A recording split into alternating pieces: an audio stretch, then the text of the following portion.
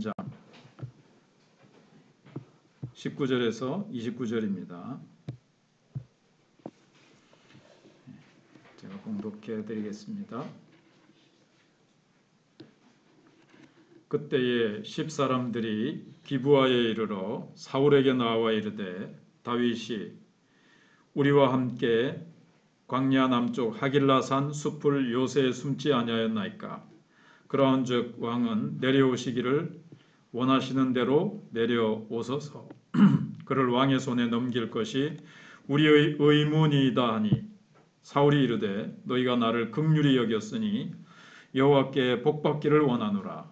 어떤 사람이 내게 말하기를 그는 심히 지혜롭게 행동한다 하나니 너희는 가서 더 자세히 살펴서 그가 어디에 숨었으며 누가 거기서 그를 보았는지 알아보고 그가 숨어있는 모든 곳을 정탐하고 실상을 내게 보고하라. 내가 너희와 함께 가리니 그가 이 땅에 있으면 유다 몇천 명 중에서라도 그를 찾아내리라 하더라. 그들이 일어나 사울보다 먼저 시브로 가니라. 다윗과 그의 사람들이 광야 남쪽 마온 광야 아라바에 있더니 사울과 그의 사람들이 찾으러 온 것을 어떤 사람이 다윗에게 아뢰매 이에 다윗이 바위로 내려가 마온 황무지에 있더니 사울이 듣고 마온 황무지로 다윗을 따라가서는 사울이 산 이쪽으로 가며 다윗과 그의 사람들은 산 저쪽으로 가며 다윗이 사울을 두려워하여 급히 피하려 하였으니 이는 사울과 그의 사람들이 다윗과 그의 사람들을 애워싸고 잡으려 함이었더라. 전령이 사울에게 와서 이르되 급히 오소서 블레셋 사람들이 땅을 침노하나이다. 이에 사울이 다윗 뒤쪽 길을 그치고 돌아와 블레셋 사람들을 치러 갔으므로 그곳을 셀라 하마느곳이라 칭하니라. 다윗이 거기서 올라가서 엔게디 요새에 머무니라. 아멘.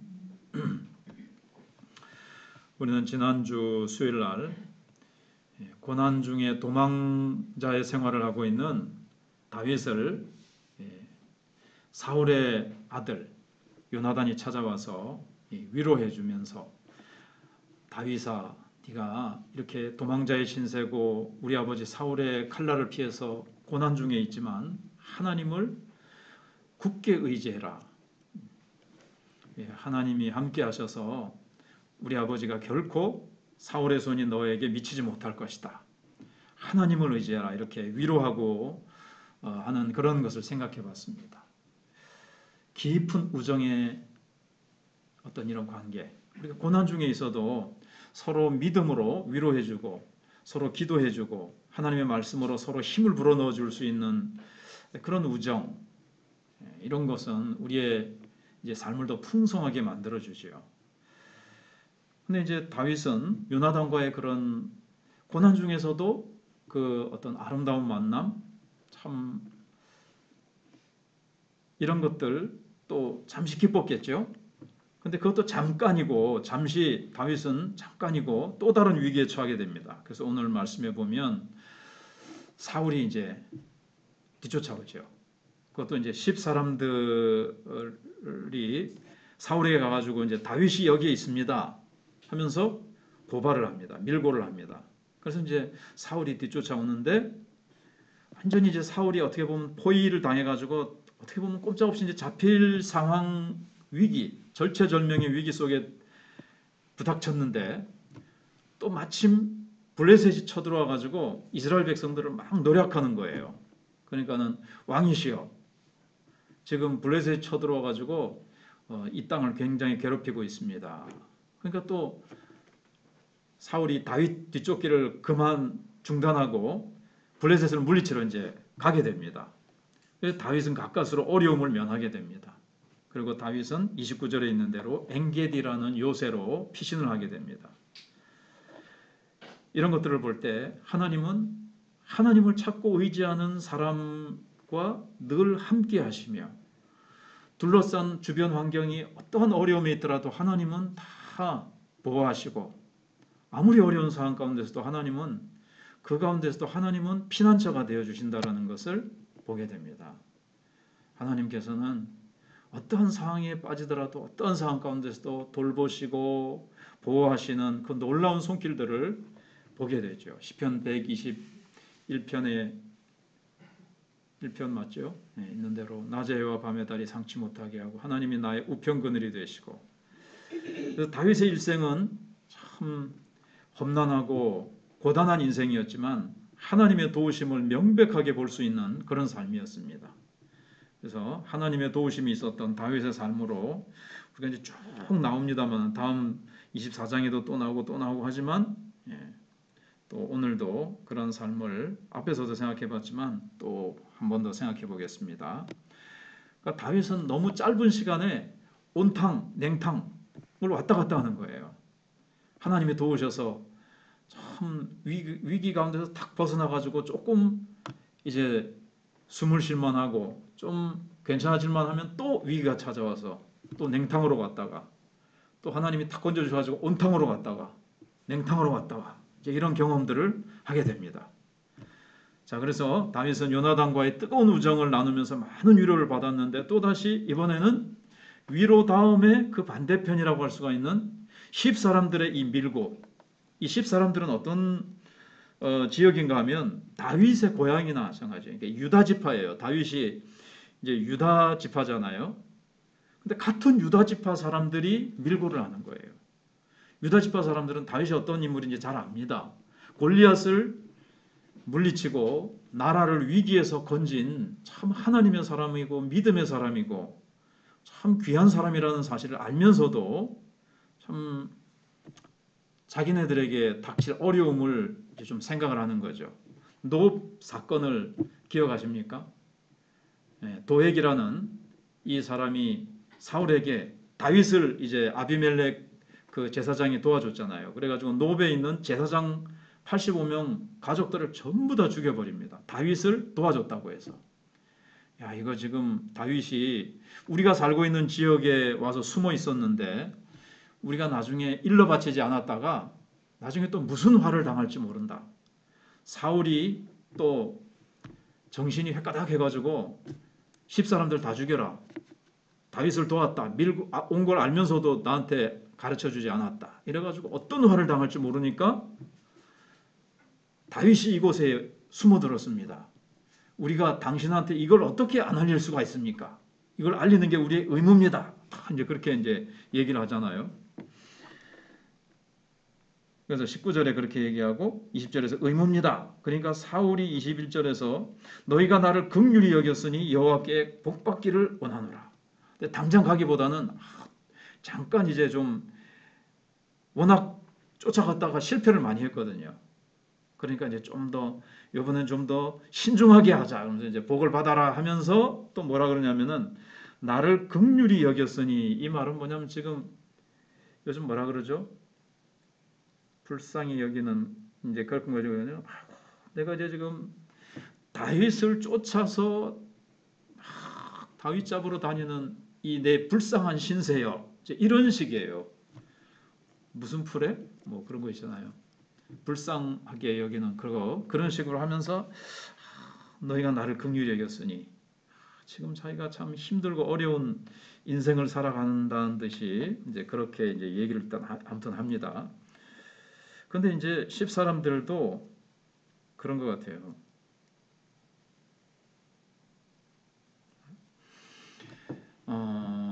화를 당할 것도 그랬지만 사울에게 이제 인정받고자 하는 마음이 이제 더 많았던 거죠.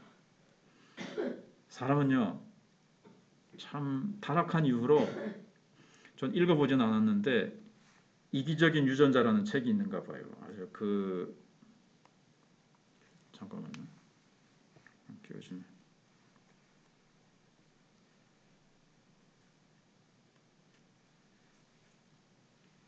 타락한 이후로 이기적인 유전자라서 자기 중심으로 생각하는 거죠. 앞에서도 제가 지역이 이제 나이가 들어서 얼마 전에 그 자기 거일라인가 그렇죠? 다윗이 와가지고 어려움 속에는 그들을 구원해 줬는데 구원을 다윗의 그런 참 은덕을 입고 나서도 또 고발해 버리잖아요. 배신해 버리잖아요. 10사람들도 같은 동족인데도 같은 고향 사람들인데도 다윗을 딱 고발하는 것은 자기들에게 화가 미칠 것을 방지하기도 위한 것이지만 사울에게 인정을 받기 위해서 그렇게 한 거죠. 그러니까 다윗의 마음은 얼마나 또 힘들었겠어요. 같은 고향 사람들, 같은 지파 사람들에게 이런 배신을 당하니까 마음이 더 힘들었을 겁니다. 그래서 다윗이 이제 또다시 위기에 이제 처하게 되는 거죠. 그래서 사울이 뭐라 그럽니까?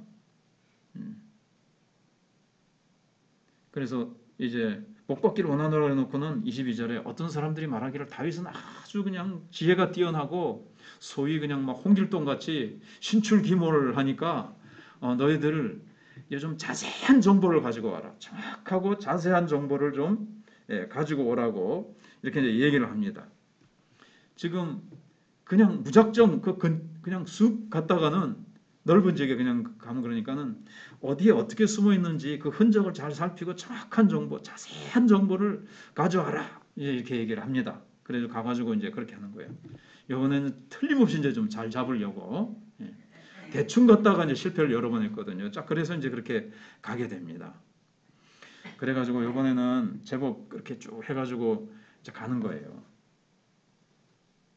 그래가지고 마온 황무지로 갔죠. 이제 조금 뛰어넘어서 25절에 보면, 근데 이제 26절에 사울이 산 이쪽으로 가매, 가령 사울이 동쪽으로 딱 가면 다윗은 서쪽으로 싹 피하고, 서쪽으로 치면 동쪽으로 싹 피하고, 이렇게 하면서 지금 이렇게 하고 있는 거예요. 근데 그렇게 할 수 있었던 거는 이제 두 가지로 추측이 되는데, 같이 갔던 그 아비멜렉의 아들이 아비에셀이었나요? 그 아비에셀 제사장이 그 에봇을 가지고 왔었잖아요. 제사장들이 입는 에봇 안에 하나님의 뜻을 묻는 그 안에 우림과 둠밈이라는 이런 주사위 같은 게 이제 있었는데 그걸로 이제 하나님께 물어서 사울이 어디로 쫓아오겠습니까? 그렇게 해서 아비에셀의 도움을 받아서 하나님께 순간순간 물어서 하나님의 그 음성을 듣고 피했을 것을 우리가 이제 한번 추측을 해볼 수가 있고요. 또 한 가지는 사울에게 와가지고 막 정보를 제공해 주는 사람처럼 또 다윗에게 와가지고 사울의 정보를 막 이렇게 공급해 주는 사람이 있었다고도 볼 수가 있어요.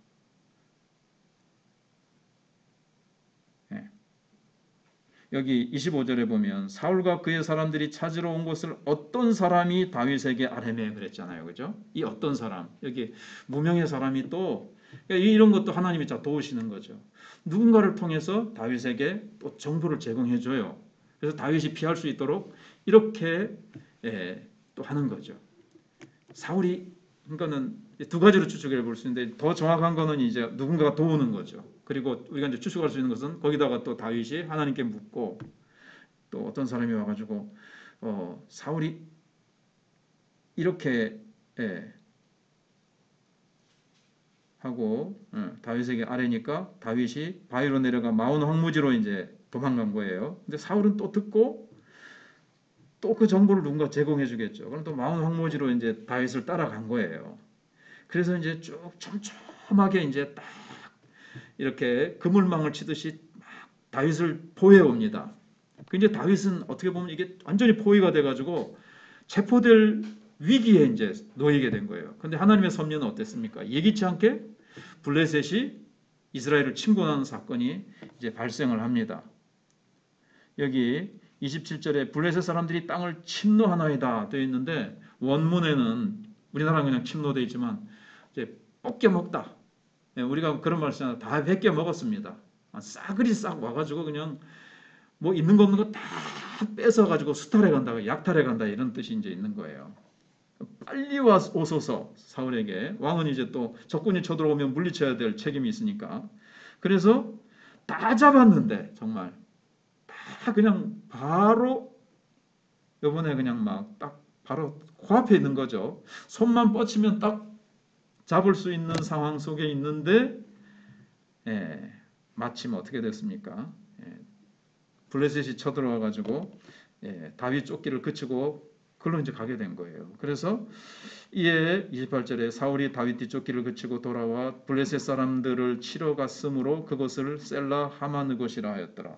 2번 해가지고 하면 분리하는 바위 이렇게 되어 있는데 거기서 이제 사울이랑 거의 딱 붙어가지고 잡으려고 했는데 딱 분리됐다. 그냥 거기서 떠나갔다 이거죠. 멀리 이렇게 분리가 됐다 이 말인데, 미끄러지듯이 다윗은 싹 도망가게 이제 피할 수가 있게 됐습니다. 하나님의 섭리 속에 일어난 사건이죠. 물론 사울이나 다른 사람, 불신앙적인 사람들은 어떤 재수 없는 우연의 일치, 뭐 이렇게 보겠죠. 재수 없이 운이 좋았다. 자기네들에겐 재수가 없는 것이고 운이 살렸다 이렇게 볼지 모르지만 분명히 하나님의 섭리입니다. 하나님이 결코 다윗을 사울의 손에 넘기지 않겠다라고 않을 것이다. 우리가 앞에서 그런 내용을 생각해 봤잖아요. 하나님이 안 넘기시니까 절대로 못 잡는 거예요. 사울은 군사를 다 동원했습니다. 상황도 지금 완전히 포위해가지고 도관에 던집니다. 그래도 하나님이 안 넘기시면 안 되는 거예요. 이와 같이 아무리 인간적인 노력을 해도 모든 이 세상에 있는 것을 다 동원해도 하나님이 막으시면 다 허사가 되는 거고요. 반대로 하나님 마음이 합한 사람은 하나님의 섭리 가운데 있기 때문에 어떤 어려운 상황 가운데서도 담대하게 살아갈 수 있습니다. 편하게 살아갈 수 있고 담대하게 살아갈 수 있어요. 그래서 계속 제가 늘 누누이 제가 좋아하는 말씀이라서 천만인이 나를 둘러친다 할지라도 나는 지금 전쟁과 자기가 도망자의 신세에서 적군이 10겹, 100겹, 1000겹으로 둘러싸고 1000만 군사가 나를 에워싼다 할지라도 나는 평안히 눕기도 하고 자기도 하고 깨어 일어나기도 한다는 거예요. 그런 상황 속에서 잠이 오겠어요. 근데 하나님이 주시는 하나님을 절대 의지하니까 하나님이 나의 피난처가 되시고 나의 보호자가 되시고 하나님의 날개 그늘로 성령으로 나를 덮으시니까 평안히 잠을 잘 수 있다는 거죠. 예. 그래서 하나님은 자기를 의지하는 자에게 요새가 되어 주시는 것을 여기서 배울 수가 있습니다. 우리한테 이제 적용을 해보면 사울뿐만 아니라 우리는 경제적인 어려움이 있을 수도 있고 정신적인 어려움일 수도 있고 정말 이렇게 사람이 나를 힘들게 하는 어려움이 있을 수도 있고 별의별 어려움이 다 있겠죠. 그러나 우리가 하나님을 나의 요새로 피난처로 삼으면 하나님은 우리의 요새가 되어 주셔서 하나님의 손으로 보호하시고 어려움이 바로 내 코앞에까지 왔어도 하나님이 그 어려움 속으로 깊이 나를 던지지 아니하시고 넘겨주지 아니하시면 저 사람 저렇게 진짜 어려움으로 환난 고난으로 둘러싸였는데도 저 사람 정말 하나님이 함께 하시는 어떻게 저 상황 가운데서도 딱 하나님 환경을 바꾸시기도 하시고 사람을 보내시든지 어떤 상황에서 이렇게 도우시는 것들. 그래서 이제 엔게디로 도망가지요. 29절에 다윗이 거기서 올라가서 엔게디 요새에 머무니라. 엔게디는 거기서 이제 또 남쪽에서 마온인가요? 그 앞에 마온 황무지에서 다시 또 남쪽으로 쭉 내려오면 동쪽이에요. 좀 이 동쪽이고 사해 바다가 있고 그 다음에 거기는 협곡이 있습니다. 그러니까 절벽 같은 거라든가 동굴이 많아요. 그래서 사울의 추격을 피하기가 정말 좋은 그런 상황입니다. 그래서 아마 24장에 가면 우리 잘 아시듯이 사울이 동굴에 들어가서 발을 가리우러 동굴에 들어가서 다윗이 들어가 있었는데 숨어 있었는데 거기 사울이 들어와요. 그래서 기회가 왔습니다. 다윗이요. 사울을 죽입시다 이런데 다윗이 이제 안 죽이잖아요. 다윗이 안 죽이죠. 옷자락만 베는. 그래서 이제 동굴이 많고 거긴 정말 요새예요. 숨기가 굉장히 좋은 그곳으로 이제 가게 됩니다. 이제 끝으로 한 가지만 더 생각해 보면 하나님을 떠난 사울, 하나님의 신이 떠난 사울, 성령이 함께 하시지 않는 사울 어떻습니까? 감기 어린 삶으로 정말 비참하고 추잡한 그런 인생이 되는 거죠. 광기에 살려가지고 살기와 그 마음이 얼마나 지옥 같겠어요. 누군가를 죽이려고 하고 이를 부득부득 깔면서 미워하면서 사는 삶. 그 속에 무슨 여유가 있겠으며 기쁨이 있겠으며 찬양이 있겠으며 감사가 있겠습니까? 그냥 다윗 하나 잡으려고 그냥 온 나라와 자신의 모든 에너지를 낭비하는 이 삶, 성령이 함께 하지 않으니까 삶이 이렇게 참 황폐해지고 그렇게 됩니다. 또 한 사람은 어떻습니까? 다윗은 하나님을 찾고 하나님을 의지하고 하나님의 성령이 함께 하시니까 하나님의 섭리 속에 살아가는 거예요. 물론 겉으로 볼 때는 어려움과 고난이 있죠. 피곤한 것 같지만 다윗의 시편을 읽어보면 그 환경은 그렇지만 하나님을 모시고 살아가니까 내 앞에 기쁨이 충만하고 평안이 충만하고 그 가운데서도 누리는 평안. 진정한 평안은 고난이 없는 평안이 아니라 고난의 하나님이 없애주셔서 고난이 없는 가운데 누리는 평안이 아니죠. 그거는 세상이 주는 평안이고 예수님이 주시는 평안은 세상이 주는 평안과 같지 않다는 거죠. 고난 속에서도 평안을 누리는 거예요. 그래서 많이 들어보셨겠지만 평화라는 그 평안, 이 그림이 하나가 있는데 폭풍우가 막 치는 겁니다. 막 파도가 치고 폭풍우가 막 몰아치는데 바닷가에 그 바위 틈새가 이렇게 되어 있는 거예요. 그 이제 깊이 이렇게 파여져 있는데 거기에 새가 거기 이제 평안히 이제 딱 숨어서 쉬고 있는 거죠. 그런 그림이 있다 그래요. 예화에 많이 나오던데 책을 읽거나 뭐 설교 중에 많이 설교를 많이 들어보신 분들은 한 번쯤 들어보셨을 텐데 그런 것처럼 우리의 인생이 폭풍우가 없기 때문에 누리는 평안이 아니라 폭풍우가 아무리 몰아쳐도 주님이 나의 요새가 되시고 내가 주님의 손 안에서 그 폭풍우가 나를 해치 못하도록 그래서 이사야서에 있는 말씀대로 내가 물 가운데로 지날지라도 그 물이 나를 엄몰지 못하고 깊은 물을 통과하지 않도록 해주시겠다고 약속하신 것이 아니라 물을 통과할지라도 그 물이 나를 엄몰지 못하고 나를 해하지 못하고 불 가운데로 지날지라도 그 불이 나를 타지 못하게 한다고 하신 것처럼 다윗이 어떠한 위기 가운데 있어도 하나님의 섭리 가운데 그를 지키시고 보호하시고 하나님이 함께 하심을 보여주신 것처럼 우리도 그렇다는 것. 그래서 우리가 하나님을 합한 사람이라는 게 뭘까요? 하나님을 찾는 거죠. 다윗이 사슴이 시냇물을 찾아 갈급한 것 같이. 자, 이제 적용입니다. 잘 들으시면서 자신에게 적용해 보면서 기도의 제목이 삼는 거죠. 가족이나 믿었던 사람으로부터 배신을 당한 적이 있습니까? 그때 우리는 어땠는지. 그런 가운데서도 우리는 하나님만 의지하면 그 아픔이 있죠. 그러나 하나님이 또 위로해 주시고 이제 더 깊이 이제 적용해 보시고요. 또 기가 막힌 타이밍에 고난과 환난으로부터 벗어나게 된 경험이 있습니까? 아마 있으셨을 거예요. 크든 작든. 앞으로도 고난과 환난이 닥쳐와도 하나님은 하나님을 찾고 의지하는 자에게 기가 막힌 타이밍에 하나님의 일들을 이루시고 우리를 보호하시고 하나님이 예비하신 축복을 보내주실 것이고 어떤 사람이 하는 것처럼 무명의 사람을 통해서 하나님께서 또 보이지 않는 손길로 나를 도와주실 것입니다. 세 번째, 하나님이 합한 사람으로서 하나님의 섭리 가운데 살아가고 있습니까?